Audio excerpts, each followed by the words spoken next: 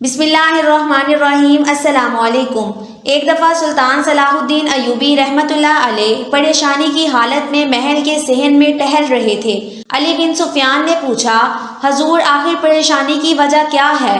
تو سلطان صلاح الدین ایوبی رحمۃ اللہ علیہ نے علی بن سفیان کو بتایا کہ کل سے میرا ایک خاص جاسوس جو کہ آج سے 2 دن پہلے فلاں مقام پر پہنچ جانا چاہیے تھا لیکن وہ ابھی تک نہیں پہنچا، اور اس کے پاس بہت اہم معلومات تھی، اور پریشانی کی بات یہ ہے کہ وہ خفیہ راستے سے آتا ہے جس کا اس کے علاوہ کسی کو نہیں پتا، لہٰذا اس کے پیچھے ہم سپاہی بھی نہیں بھیج سکتے۔ مجھے ڈر ہے کہ وہ جاسوس دشمن کے ہاتھ نہ لگ گیا ہو اور وہ انتہائی اہم معلومات کہیں ضائع نہ ہو جائے۔ علی بن سفیان نے کہا، حضور بے شک آپ کے ہر جاسوس کے پاس خاص معلومات ہوتی ہے، آپ اطمینان رکھیں، وہ معلومات کہیں نہیں جا سکتی۔ ہو سکتا ہے کہ کسی راستے کی رکاوٹ کی وجہ سے وہ جاسوس لیٹ ہو گیا ہو۔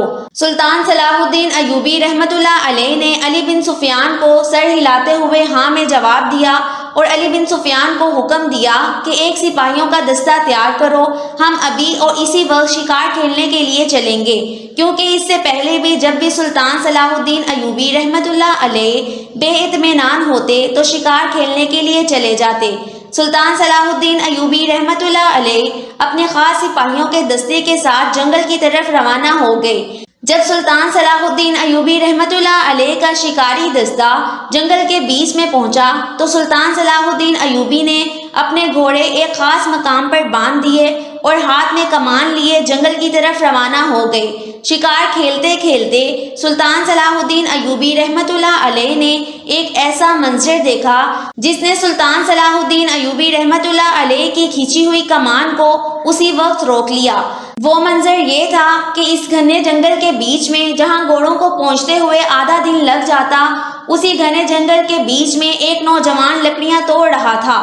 چونکہ وہ لکڑیاں توڑ رہا تھا، سلطان صلاح الدین ایوبی سمجھ چکے تھے کہ یہ نوجوان لکڑیاں چولہے میں جلانے کے لیے توڑ رہا ہے، لیکن حیرانی کی بات یہ تھی کہ آخر اتنے بڑے اور گھنے جنگل کے بیچ میں کون انسان رہ سکتا ہے، اور وہ بھی اتنی خطرناک جانوروں کے درمیان میں۔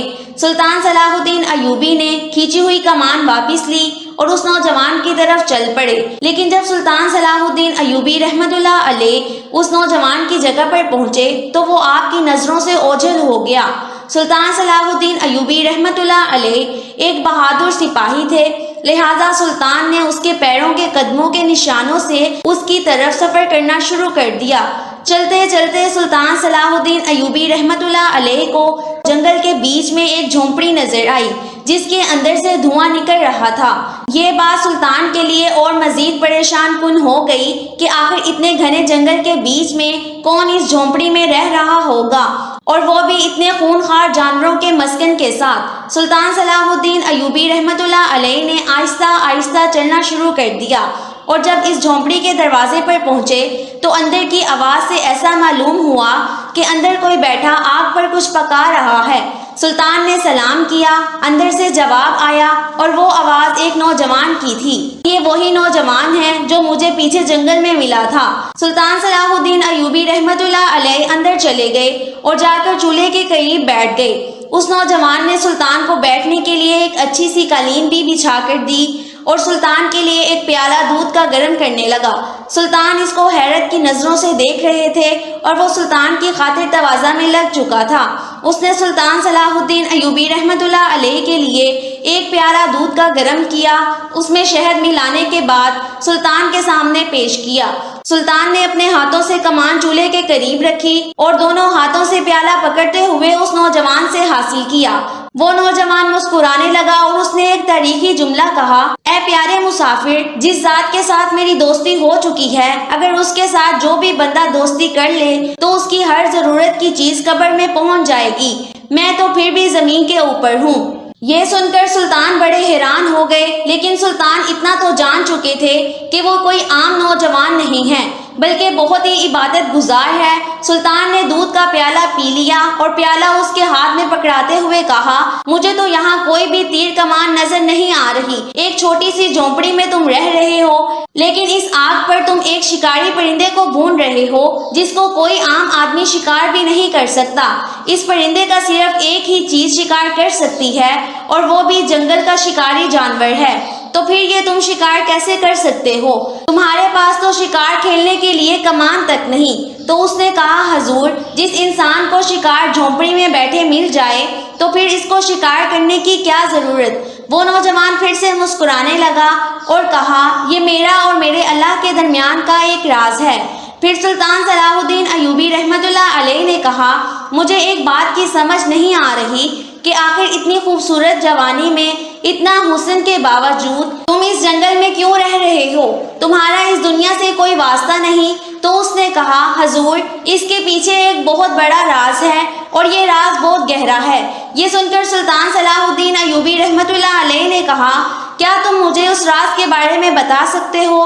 تو اس نے کہا، نہیں مسافر، میں تمہیں نہیں بتا سکتا، تم ایک مسافر ہو، اس راز کو جان کر کیا کرو گے؟ آپ جنگل میں جس کام کے لیے آئے ہو اپنا کام کیجئے اور واپس چلے جائیں۔ پھر سلطان نے کہا، اگر تمہیں اس راز کے بارے میں سلطان صلاح الدین ایوبی رحمۃ اللہ علیہ پوچھیں تو کیا تم اسے بھی نہیں بتاؤ گے؟ تو اس نے کہا، ہمارے سلطان کے لیے تو میری جان بھی قربان، یہ راز میں انہیں ضرور بتاؤں گا، کیونکہ وہ ایک نیک اور بہادر انسان ہیں جو کہ مسلمانوں کے لیے کسی خاص نعمت سے کم نہیں۔ تو سلطان نے فرمایا، پھر آپ مجھے یہ راز بتا سکتے ہیں۔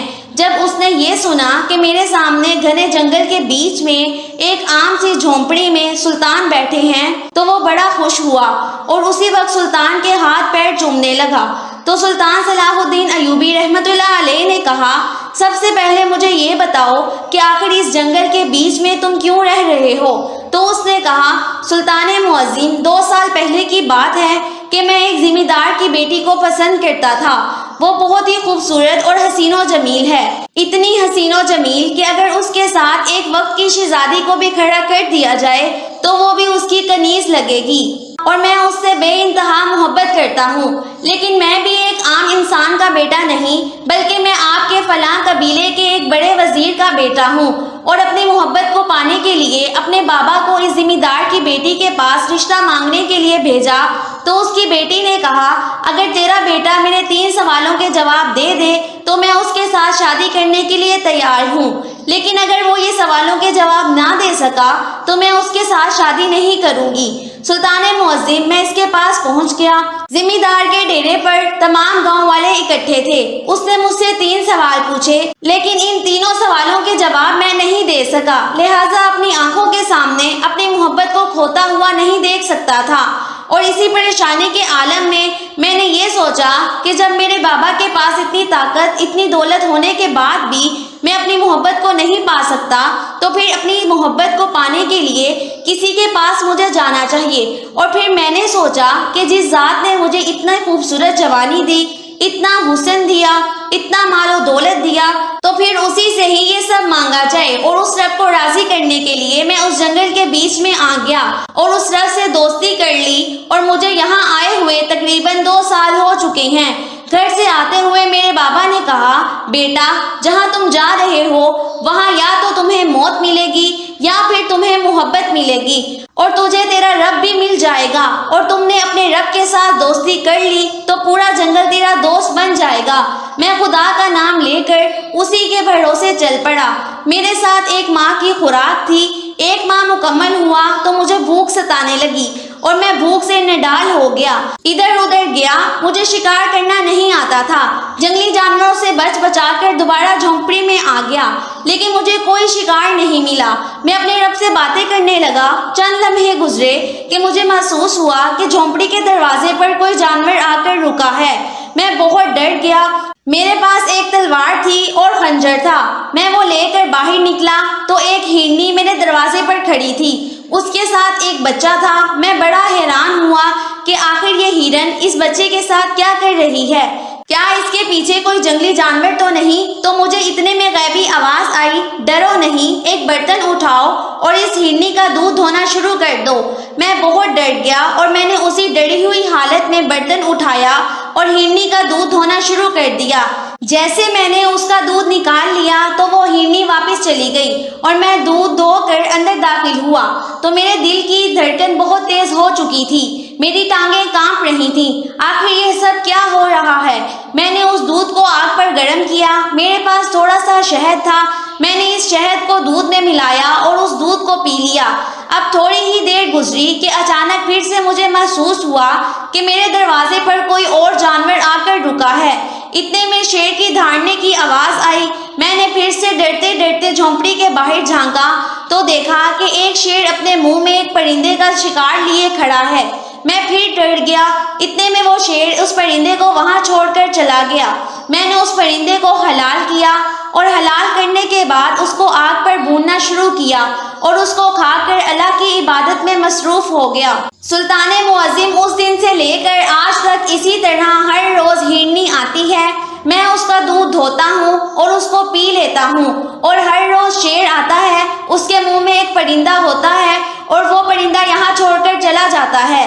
میں اس پرندے کے گوشت اور ہرنی کے دودھ سے اپنا پیٹ بھرتا ہوں اور سارا دن ساری رات اللہ کی عبادت میں گزارتا ہوں۔ عبادت کرتے کرتے مجھے نیند آ جاتی ہے اور پھر جیسے ہی آنکھ کھلتی ہے پھر عبادت میں مصروف ہو جاتا ہوں۔ مجھے دن اور رات کا پتہ نہیں ہوتا، اور آج صبح میں نے دیکھا کہ سردی بہت زیادہ تھی اور میرے پاس لکڑیاں جلانے کے لیے نہیں تھی، تو میں باہر نکلا، اسی وقت آپ کی نظر پڑ گئی، اس لیے آپ میرے پیچھے آ گئے۔ یہ سن کر سلطان صلاح الدین ایوبی بڑے حیران ہو گئے کہ جب انسان اپنے رب سے لو لگا لے تو پھر جنگلی جانور بھی اس کے غلام ہو جاتے ہیں۔ پھر سلطان صلاح الدین ایوبی رحمت اللہ علیہ نے کہا کہ آخر اس لڑکی کے کون سے 3 سوال تھے؟ تو اس نے سلطان کو اس لڑکی کے 3 سوال بتائے۔ سلطان اس کے سوال سن کر بڑا حیران ہو گیا۔ اس نے سلطان کو بتایا کہ حضور، جب میں اس کے ڈیرے پر گیا تو اس نے پہلا سوال کی صورت میں ہوا میں تلوار لہرائی اور پھر اپنی نشست پر بیٹھ گئی اور مجھے کہا کہ اب اس کا جواب دو۔ مجھے اس کے ہاتھ کے اشاروں کی سمجھ نہیں آئی۔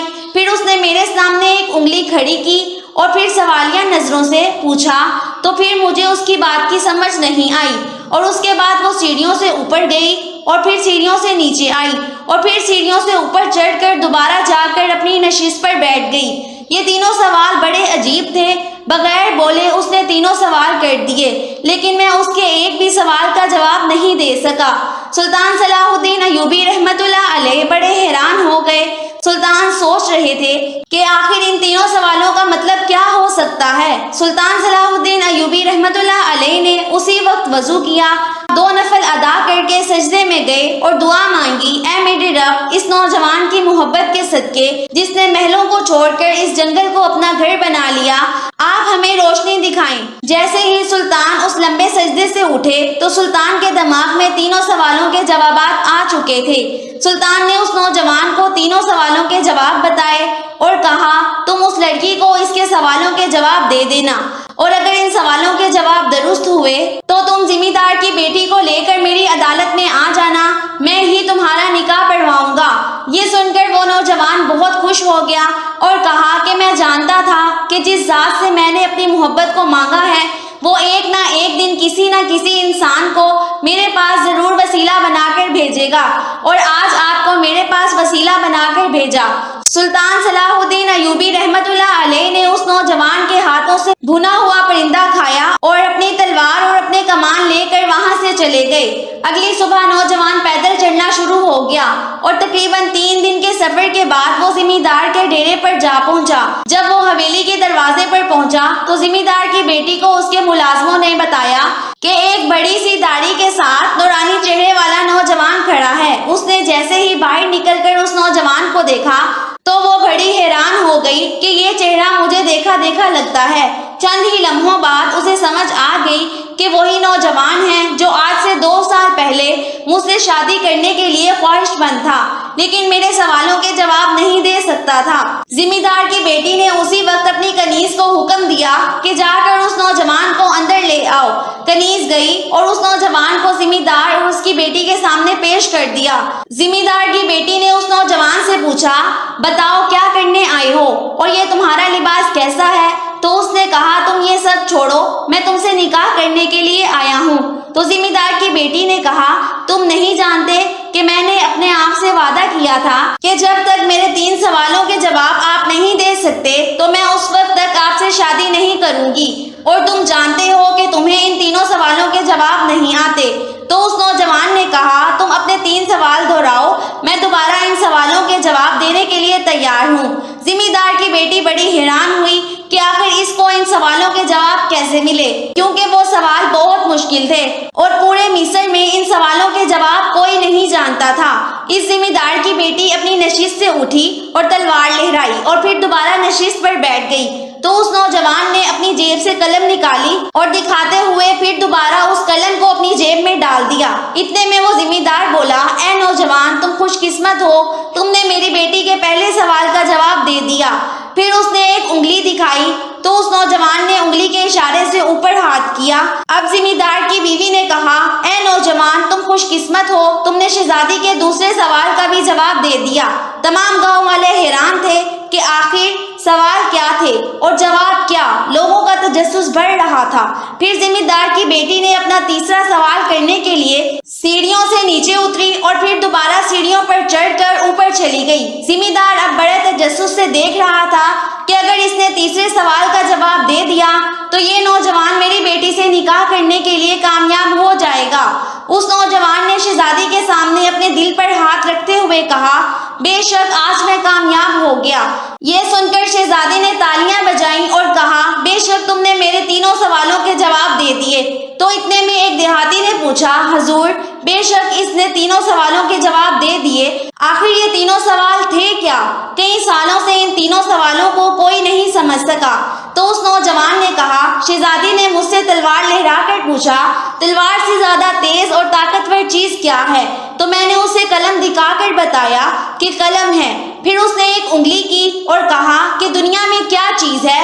تو میں نے اوپر اشارہ کیا اور بتایا اللہ کی ذات ہی صرف واحد ہے۔ پھر وہ سیڑھیوں سے نیچے آئی اور اوپر چڑھی اور اس نے مجھ سے پوچھا کہ انسان کا کون سا جسم کا حصہ ہے جو کبھی نہیں تھکتا؟ تو میں نے دل پر ہاتھ رکھ کر بتایا کہ اگر انسان 100 سال بھی زندہ رہے تو اس کا دل کبھی کام کرنا بند نہیں کرتا اور کبھی نہیں تھکتا اور ہر وقت کام کرتا ہے، لہٰذا میرا تیسرا جواب دل تھا۔ جیسے ہی اس نوجوان نے ان تینوں سوالوں اور ان کے جواب بتائے تو ساری حویلی میں موجود دیہاتی تالیاں بجانے لگے اور ایک دوسرے کو کہنے لگے یہ سوال کا جواب بڑے بڑے وزیر اور شہزادے نہیں دے سکے، آخر اس سوال کے جواب اس نوجوان نے دے دیے۔ اتنے میں ذمہ دار نے اعلان کیا کہ ابھی اور اسی وقت میری بیٹی اور اس نوجوان کا نکاح پڑھایا جائے۔ تو اس نوجوان نے کہا حضور بے شک نکاح ہوگا، لیکن یہاں نہیں بلکہ سلطان صلاح الدین ایوبی رحمت اللہ علیہ کے دربار میں۔ تمام لوگ حیران ہو گئے۔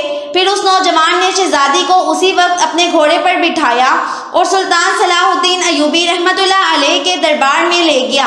سلطان نے جب دونوں کو دیکھا تو مسکرانے لگا اور پھر سلطان صلاح الدین ایوبی رحمت اللہ علیہ نے ان دونوں کا نکاح پڑھا دیا۔ اور اسی طرح سلطان صلاح الدین ایوبی رحمت اللہ علیہ کے مضبوط ایمان اور اس نوجوان کے تقوی کی وجہ سے اس کو اپنی محبت مل گئی۔